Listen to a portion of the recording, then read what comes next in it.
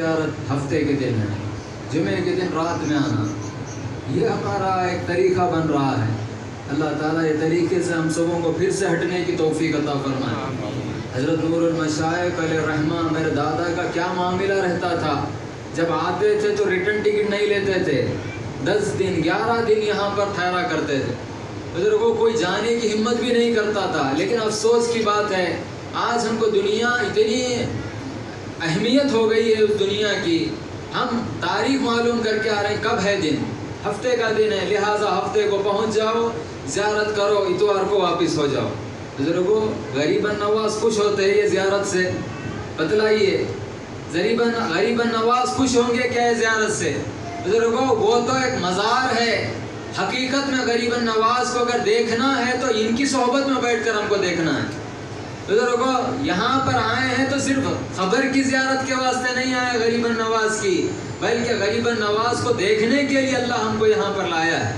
سرکار دو عالم صلی اللہ علیہ وسلم کا کیا ارشاد ہے، جس نے میرے وفات کے بعد میں جس نے میری زیارت کی اس نے در حقیقت حقیقت میں میری زندگی میں انہیں زیارت کرے ویسا، جس نے میرے قبر کی زیارت کی وہ صرف قبر کی زیارت نہیں کی بلکہ سرکار کیا ارشاد فرما رہے اس نے میری زیارت کی۔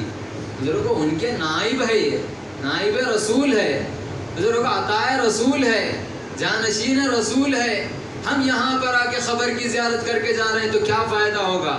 ہم یہاں پر آ رہے ہیں تو ہم غریب نواز کی زیارت کرنے والے بننا، وہ غریب نواز کی زیارت کی تیاری ہم کو پیرا ہم کو کروا رہے ہیں، ورنہ یہ 5 دن 6 دن کی صحبت کی ضرورت نہیں ہے۔ آتے ہی زیارت کرے، عام لوگوں کی طرح اترے اسٹیشن پہ سے پھر زیارت کر لیے، فارغ ہو گئے، جب چاہے جب جاؤ، یہ ہم نظام قائم کر سکتے تھے، پیرا اس کو کیوں نہیں کیا؟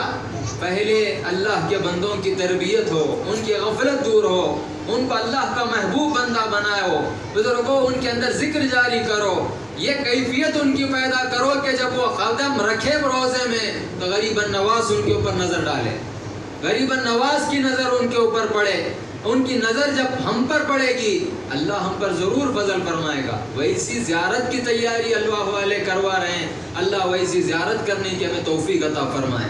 آئندہ دفعہ یہ نہیں پوچھنا کب زیارت ہے، 7ویں دن بھی زیارت ہے تو پہلے دن سے آؤ، انشاءاللہ اللہ ہم پر فضل فرمائے گا۔